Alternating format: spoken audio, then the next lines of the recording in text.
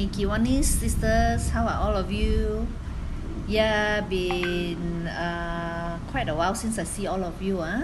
So I think I thought maybe I will update you with what is going on. Yeah, as you can see, I just came back from work and I have to come back and shower everything, including my glasses, and get everything to washed. So MCO is going to finish on the 14th, but I suspect it will be extended. The reason is because WHO and our DG says that it will peak on the 14th. So probably just update you about the seriousness of things that is going to happen, because I feel that many of my family and friends are still thinking that, oh, after MCO everyone wants to go out. Is it safe to go out or not? So my brother Edwin, I think many of you know him, has closed his aesthetic clinic, and he has volunteered to be the front line. And if you see recently, there's a few condo that is closed down, so he's part of the team that goes to all these condo and apartment to do the screening and to talk to people to get history. So from the statistic that we know, that there are still a lot of people that are not screened, and then there are a lot of people are not forthcoming with their stories, their travel, their they actually have any contact with the cluster or not. The numbers are very scary. We know that there are already third to fifth generation from the primary cluster that already have gone out. There will be thousands of people affected, and we believe the numbers will shoot up because we have a lot of pending results that are not already in. So next 2 weeks you will see a huge number of positive cases. So is positive cases dangerous?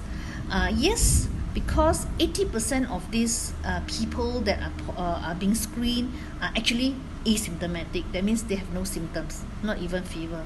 So what happened, like these young people goes out, go for their basketball, go for a run, go for a jog, and they get infected. Probably they will be okay. But when they bring home and they start to say hello to the parents, grandparents, and they shed the virus, and the older people may develop symptoms a few days later. The dangerous or the risky part is if anyone above 70 or anyone with hypertension, diabetic heart problem, cancer, anyone that have low immune system, when they get this virus, they are not able to overcome it. So they can become very, very sick and need to be sent to the hospital. So they say, oh, what's the big deal? Just 1 or 2 people to go to the hospital. Unfortunately, if the numbers pick up very quickly in a very, very short time, our hospital doesn't have enough ICU bed for them. And if they don't get the support, the ventilator support, they probably will die. So for now, we're still all right. We are still able to support. But let's say in these 2 weeks, if suddenly there is a surge and we don't have ventilators, then we have to choose.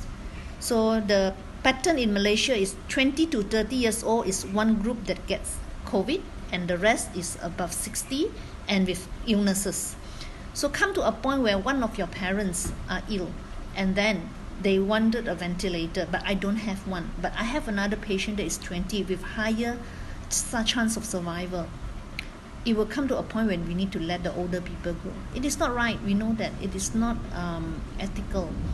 We don't want to do it. But when it comes to the point where we have to choose between 2 people who have better survival, the older, those who are sick, those who are ill, those who have hypertension, we need to let go.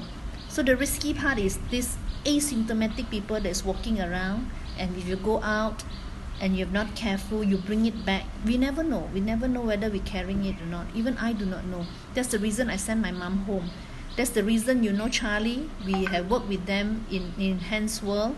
She comes back, she stayed for me for a week, but there was scare in my hospital. We thought one of our staff was affected by COVID. The first test came positive. It became panic. Although subsequently it was a negative test, we still feel so frightened. So I have to send her away. Even when I come back now, I'm living alone. I make sure that, I come back, I shower from top to bottom.